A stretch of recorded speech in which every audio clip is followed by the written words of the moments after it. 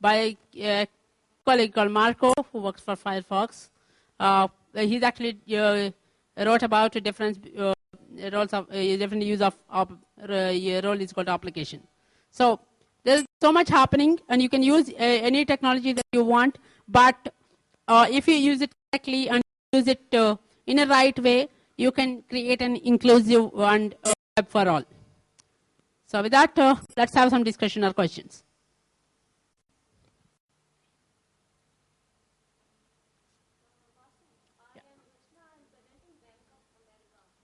Krishna? Uh-huh.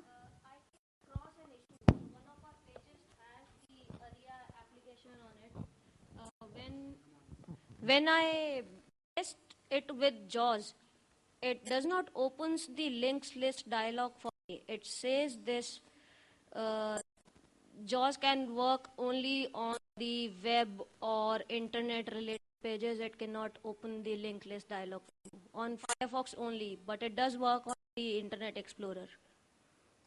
And what is the version of JAWS you are using? 12. Okay. And Firefox, which version latest? It's the latest. Okay, this is something, and it's a HTML website. Yes.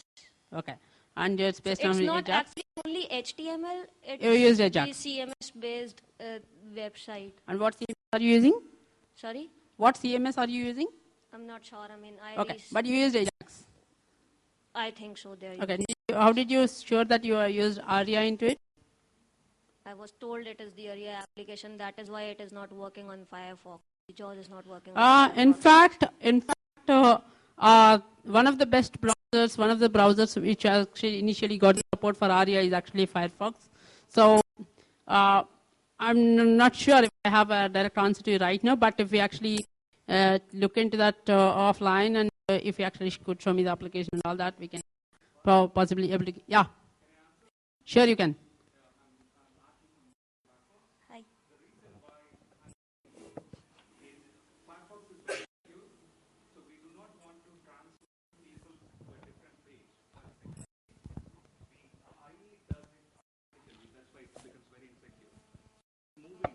If you're moving from one website to an unknown website, we will restrict it. So sometimes you go to malicious websites and it says, go here. So if it's Bank of America, and if we are redirecting them to my site and I'm stealing all the information, I don't want to do that. So Firefox is very, very strict on restrictions. So I want you to talk about that. So I don't think it's an related to ARIA issue. Yeah. Oh, we got it from Opera. Yeah.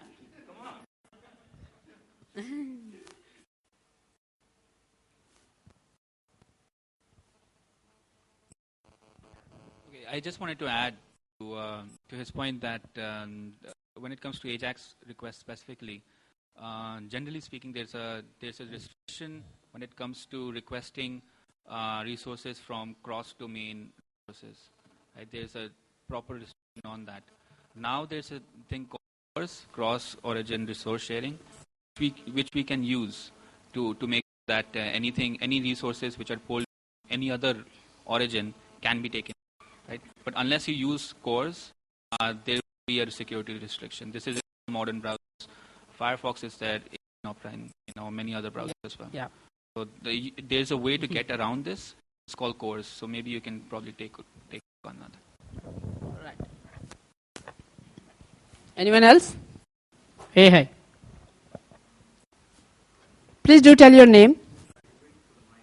Yeah. You should recognize me by my voice. Ratnadar. Hi, Ratnakar. Hi. Currently, which are the browsers that are supporting ARIA? If I have to take a general decision to make internal websites accessible. Oh, okay. I think at the moment, all of the major browsers and even Firefox, Explorer, 8 and above, and Opera, yes. And I think recently even Chrome started supporting ARIA. There's also, if he's in room, he can confirm. Safari, does it support ARIA?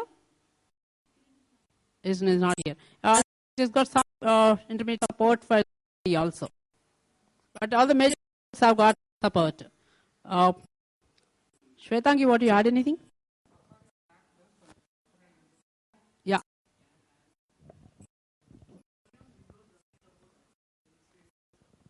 Yeah, but Safari, yes. Yeah.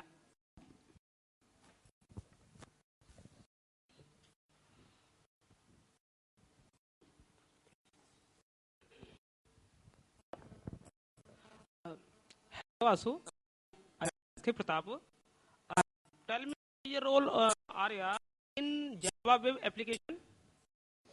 If you are using Java script No, of Ajax. language. No, Java language, it's not for it's for web, basically. I have not explored Java as software. What are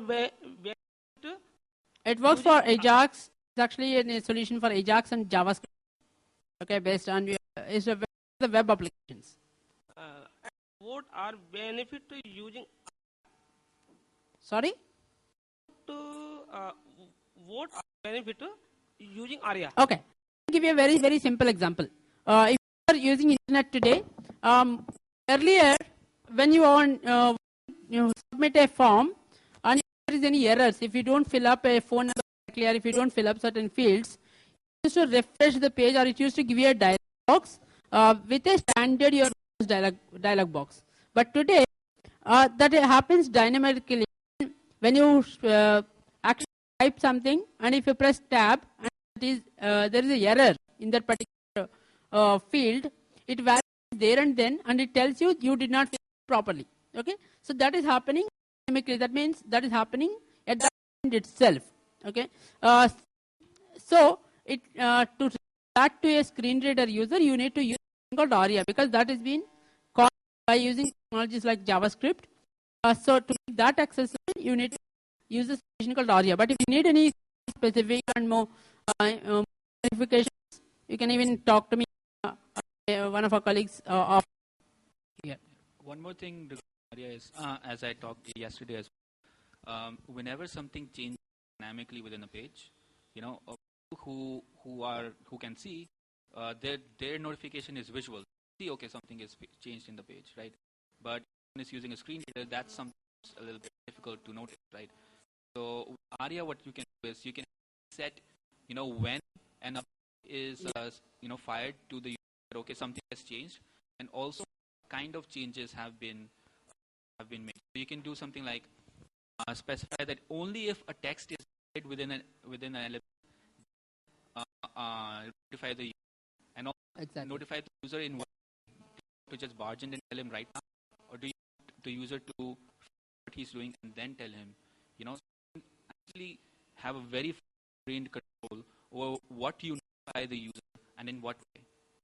So that's the whole purpose of so that complex applications through a screen becomes much more easy for people who are using the screen readers.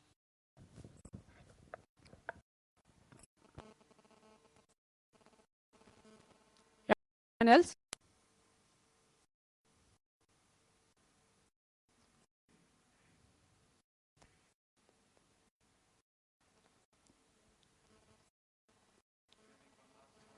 Sure.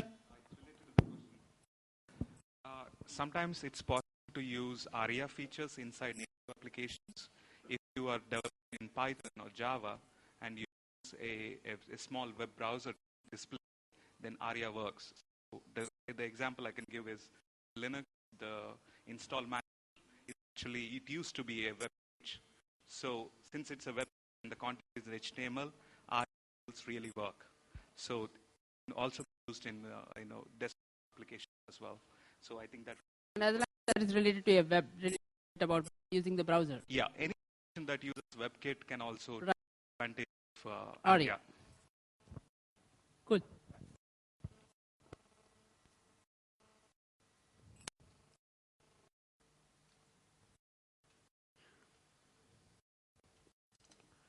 Great. For the benefit of everyone, my info on my email address is nivu@inc.com. You can follow me on Twitter, vast tweets, and our official Twitter pages Yahoo Access. And you can also really like us. You can find us on Facebook or Facebook.com/Yahoo Accessibility. One more important thing is that we have a blog called accessibility.yahoo.com, and in that, just to talk about different stuff, people and technology. We also have called Code Library, where we share coding of how you can do the accessible coding.